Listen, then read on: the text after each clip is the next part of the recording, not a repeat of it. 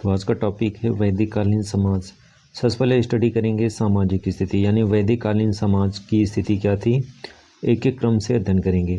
ऋग्वेद से तत्कालीन सामाजिक व्यवस्था यानी सोशल ऑर्गेनाइजेशन पर व्यापक प्रकाश पड़ता है। सबसे पहले अध्ययन करेंगे पारिवारिक जीवन। जैसा कि आप जानते हैं, आर्यों के समाज की आधारभूत इकाई परिवार थी। ऋग्वेद कालीन परिवार पितृसत्तात्मक था। तत्कालीन समाज में जन व धन की सुरक्षा के लिए सामूहिक परिवार यानी जॉइंट फैमिली की व्यवस्था परम आवश्यक थी। पिता के पश्चात परिवार का गृहपति प्रायः सबसे बड़ा पुत्र बनता था। नेक्स्ट स्टेप में देखेंगे मनोरंजन के साधन। जीवन के प्रति आर्यों का स्वस्थ एवं आशावादी दृष्टिकोण था। मनोरंजन के प्रमुख साधन संगीत, नृत्य, जुआ, शिकार, दौड़, दूत थे। ऋग्वैदिक कालीन लोग संगीत के विशेष रूप से प्रेमी थे। गायन व वादन दोनों का ही प्रचलन था तथा वे ढोल, मजीरे, बांसुरी, बीन व वीणा बजाते थे। अगले स्टेप में अध्ययन करेंगे भोजन। ऋग्वेद कालीन व्यक्तियों के भोजन में दूध का विशेष महत्व था। दूध तथा उससे बनने वाले वस्तुएं में घी, पनीर का व्यापक रूप से प्रयोग किया जाता था। भोजन मात्र शाकाहारी ही नहीं था, मांसाहारी भी होता था। सोमरस तथा मदिरा का प्रयोग भी किया जाता था। अगले स्टेप में अध्ययन करेंगे वेशभूषा एवं प्रसाधन। ऋग्वैदिक आर्यों का वेशभूषा साधारण था। आर्य सूती, ऊनी व रंग बिरंगे कपड़े पहनते थे। आर्यों की पोशाक में प्रारंभ में बहुत दो वस्त्र होते थे। वास जो शरीर के नीचे भाग में पहना जाता था। दूसरा वस्त्र अधिवास होता था जो शरीर के ऊपरी भाग में पहना जाता था। ज़्यादातर एग्जाम में इस तरह के क्वेश्चन आते हैं, वास और अधिवास क्या है। वास जो शरीर के नीचे के भाग में पहना जाता था उसे वास कहते थे तथा दूसरा वस्त्र अधिवास होता था जो शरीर के ऊपरी भाग में पहना जाता था। वेरी इंपॉर्टेंट फैक्ट है। अगले स्टेप में अध्ययन करेंगे औषधियों का ज्ञान। ऋग्वेद में चिकित्सकों का भी उल्लेख मिलता है जिन्हें सम्मान की दृष्टि देखा जाता था। ऋग्वेद में मुख्य बीमारी का नाम यक्ष्मा बताया जाता था जो जड़ी बूटियों का ही बहुतायत औषधि के रूप में प्रयोग किया जाता था। शल्य चिकित्सा का भी ऋग्वेद में उल्लेख मिलता है। नेक्स्ट स्टेप में देखेंगे शिक्षा। ऋग्वेद में उपनयन संस्कार का स्पष्ट उल्लेख नहीं मिलता, यद्यपि संस्कार का उत्तरवर्ती काल में अत्यधिक महत्व था। विद्यार्थियों को गुरु के आश्रम में शिक्षा प्राप्त करने के लिए भेजा जाता था। शिक्षा का मुख्य उद्देश्य धार्मिक एवं साहित्यिक शिक्षा प्रदान करना था जिसके द्वारा आर्य संस्कृति का प्रसार हो सके। नेक्स्ट स्टेप में जाति प्रथा। अधिकांश इतिहासकारों का मानना है कि ऋग्वेद में पुरुषोक्त इसमें जाति प्रथा का उल्लेख है, बाद में जोड़ा गया है, अतः आपको प्रमाणित नहीं स्वीकार किया जा सकता। अतः यदि मान लिया जाए कि ऋग्वैदिक काल में जाति प्रथा थी तो निश्चित रूप से यह जन्म पर नहीं वरन कर्म पर आधारित थी। अगले स्टेप में अध्ययन करेंगे विवाह एवं स्त्रियों की दशा। तो जैसा अब स्क्रीन पर दिखाई दे रहा है, ऋग्वैदिक युग में बाल विवाह का प्रचलन नहीं था। तत्कालीन समाज में बहन व भाई, पिता व पुत्री तथा माँ व पुत्र के परस्पर विवाह निषेध था। ऋग्वैदिक समाज में विवाह एवं धार्मिक पवित्र कार्य समझा जाता था। विवाह के बिना जीवन अपूर्ण माना जाता था। बहुविवाह का भी प्रथा था, किंतु यह मुख्यतः राजघरानों में ही तक ही सीमित था। सती प्रथा का तत्कालीन समाज में प्रचलन था। विधवा विवाह का प्रचलन भी था। ऋग्वैदिक युग में स्त्रियों को समाज में सम्मानीय स्थिति थी, उन्हें पर्याप्त स्वतंत्रता थी। पर्दा प्रथा का प्रचलन नहीं था, उनकी शिक्षा दीक्षा की समुचित व्यवस्था थी। ऋग्वेद में घोषा, लोपा, मुद्रा तथा विश्ववारा आदि स्त्रियों के नाम का उल्लेख मिलता है जो पर्याप्त शिक्षित थी तथा जिन्होंने कुछ वैदिक मंत्रों की रचना भी की थी। स्त्रियों के धार्मिक एवं सामाजिक अधिकार पुरुषों जैसे ही थे। पत्नी की यज्ञ के समय उपस्थिति अनिवार्य होना इस स्पष्ट प्रमाण है कि पिता की संपत्ति का अधिकारी पुत्र होता था, परंतु पुत्र न होने पर पुत्री ही उसकी अधिकारिणी होती थी।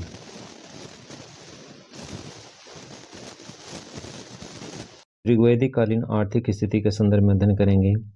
ऋग्वैदिक कालीन आर्थिक स्थिति पर ऋग्वेद से व्यापक प्रभाव पड़ता है। फर्स्ट स्टेप में कृषि अध्ययन करेंगे।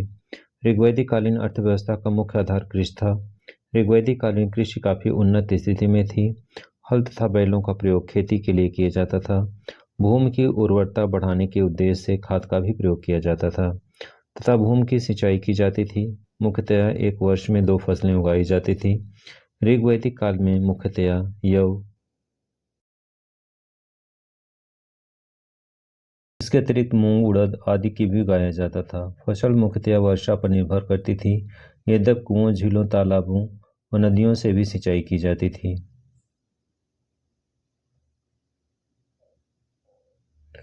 पशुपालन। पशुपालन आर्यों की विशिष्ट वृत्ति थी। गाय के अतिरिक्त अन्य पशु घोड़ा, भैंस, ऊंट, बकरी व हाथी थे। कुत्ते का उल्लेख भी ऋग्वेद में मिलता है। आखेट। ऋग्वैदिक कालीन लोग जीवन निर्वाह व अपने पशुओं की रक्षा के लिए शिकार भी करते थे। शिकार के लिए धनुष बाण का भी मुख्यतः उपयोग किया जाता था। लघु उद्योग धंधे। लघु उद्योगों के अंतर्गत ऋग्वैदिक समाज में अनेक लघु उद्योग उन्नत स्थिति में थे। कला, कौशल एवं हस्तकारी का भी आर्थिक व्यवस्था के मुख्य योगदान था। बढ़ईगिरी तत्कालीन समाज में एक सामान्य दृश्य देखा जाता था, क्योंकि बढ़ई युद्ध एवं दौड़ों के लिए रथ व परिवहन के प्रमुख साधन बैलगाड़ी का निर्माण करता था। वह अकेला ही पहिए बनाने वाला, जोड़ने वाला व बढ़ई का कार्य करने वाला होता था। ऋग्वेद में लोहार का भी उल्लेख मिलता है, जो अस्त्र, हल, फलक व घरेलू बर्तनों को बनाता था। तत्कालीन समाज की उल्लेखनीय बात यह है कि उपर्युक्त किसी भी व्यवसाय को ही नहीं समझा जाता था, जो किसी भी व्यवसाय को कोई भी व्यक्ति निसंकोच अपना सकता था। नेक्स्ट है व्यापार एवं वाणिज्य। ऋग्वैदिक काल में स्वदेशी और विदेशी दोनों प्रकार के व्यापार होते थे। व्यापार करने वाली को पाणी कहा जाता था। निष्क के अतिरिक्त गाय को भी मूल्य की इकाई माना जाता था। विदेश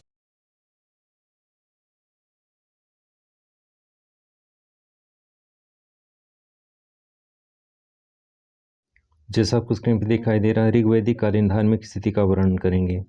ऋग्वेद में जिन देवताओं की पूजा अर्चना एवं स्थितियाँ मिलती हैं, वे प्राकृतिक तत्वों के निहित शक्तियों के प्रतीक हैं। इन ऋषियों के पवित्र वाक्यों के द्वारा देवताओं की आराधना की जाने लगी। इस प्रकार वैदिक धर्म का जन्म हुआ। तत्कालीन समाज में यह माना जाने लगा कि तेज, शक्ति, ज्ञान व सत्य देवताओं के गुण हैं तथा वे बुराई के समान प्रकृति के नियम को, नियमित पापी को दंड एवं सदाचारी को पुरस्कृत करते हैं। फर्स्ट स्टेप में अध्ययन करेंगे आराधना एवं यज्ञ। ऋग्वैदिक धर्म में पूजा एवं यज्ञ का प्रमुख स्थान था। पूजा एवं यज्ञ देवताओं के प्रसन्न करने के प्रमुख तरीके माने जाते थे। सेकंड है देवताओं का वर्गीकरण। ऋग्वैदिक लोग प्रकृति के उपासक थे। जहाँ कहीं भी उन्हें किसी भी जीवित व्यक्ति या जीवित शक्ति का आभास हुआ, वहीं उन्होंने एक देवता की स्तुति कर दी। इसी कारण ऋग्वैदिक काल में प्रारंभ में देवता प्राकृतिक शक्तियों के प्रतीक थे। ऋग्वेद में ज्ञात होता है कि उसमें कुल 33 देवताओं का अस्तित्व था, जिन्हें 3 वर्गों में बांटा गया है। वेरी इंपॉर्टेंट फैक्ट है, इस तरह से में एमसीक्यू क्वेश्चन बनते हैं। फर्स्ट है स्वर्ग के देवता। स्वर्ग के देवताओं में प्रमुख दोष, वरुण, सूर्य, सावित्री, अदिति, उषा आदि प्रमुख थे। वायुमंडलीय देवता सेकंड है। देवताओं की इस श्रेणी में आने वाले प्रमुख देवता इंद्र, रुद्र, मरुत, वायु, वात आदि प्रमुख थे। नेक्स्ट है पार्थिव देवता। इस श्रेणी में अग्नि, सोम व पृथ्वी प्रमुख देवता थे।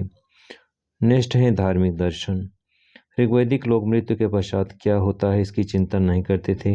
यद्यपि ऋग्वेद में स्वर्ग एवं नरक का उल्लेख मिलता है, ऐसा प्रतीत होता है कि प्रारंभ में ऋग्वैदिक कालीन समाज बहुदेववादी था, किंतु बाद में एक सर्वशक्तिमान ब्रह्म की कल्पना की गई। वह बहुदेववाद के स्थान पर एक ईश्वरवाद में विश्वास करने लगे। नेक्स्ट अगले स्टेप में अध्ययन करेंगे ऋग्वैदिक काल की राजनीतिक स्थिति के संदर्भ में।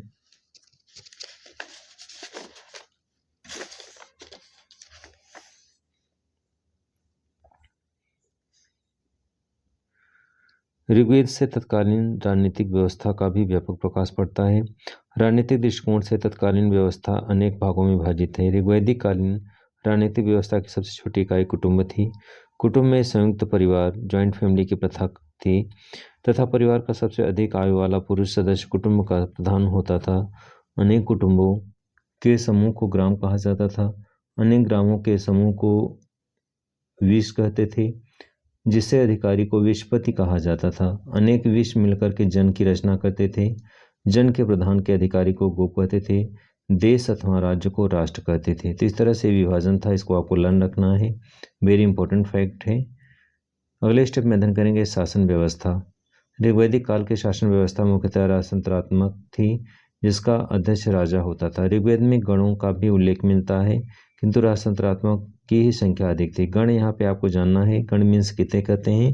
गण मीन्स लोगों के समूह को कहते हैं, यानी समूह के द्वारा राजा का चुनाव होता था। इस तरह से आंशिक रूप से लोकतंत्री व्यवस्था प्राचीन काल में भी दिखाई देती है। अगले स्टेप में अध्ययन करेंगे शासन व्यवस्था। ऋग्वैदिक काल में शासन व्यवस्था मुख्यतः राजतंत्रात्मक थी, जिसका अध्यक्ष राजा होता था। ऋग्वेद में गणों का भी उल्लेख मिलता है, जिसका भी हमने अध्ययन किया, किंतु राजतंत्रों की ही संख्या अधिक थी। राजा का प्रमुख अधिकारी यानी राज्य का प्रमुख अधिकारी राजा होता था, जिसका पद वंशानुगत था। ऋग्वेद में ज्ञात होता है कि कभी कभी राजवंश में भी किसी भी व्यक्ति को चुनकर राजा बनाया जाता था। ऋग्वेद में राजा के कार्यों का स्पष्ट रूप से वर्णन नहीं किया गया है, किंतु ऐसा प्रतीत होता है कि राजा का सबसे पवित्र एवं सम्मानी कार्य शत्रुओं से प्रजा की रक्षा करना था। पुरोहित एवं सेनानी। ऋग्वैदिक राज्य अत्यंत छोटे होते थे तथा कुछ ही कर्मचारियों का प्रशासन कार्य चला जाता था। इन अधिकारियों में पुरोहित एवं सेनानी का अत्यंत महत्व था। पुरोहित एक शिक्षक, पथप्रदर्शक, दार्शनिक एवं मित्र के रूप में राजा का मुख्य साथी होता था। राज परिवार के समस्त धार्मिक कार्यकलाप करने के साथ साथ पुरोहित राजनीतिक कार्यों में भी भाग लेते थे। सेनानी सेना का सबसे बड़ा अधिकारी होता था। सेनानी को सदैव राजा ही नियुक्त करता था। सेनानी का प्रमुख कार्य अन्य राज्यों पर आक्रमण करना व अपने राज्य पर हुए आक्रमणों का सामना कर राज्य की रक्षा करना था।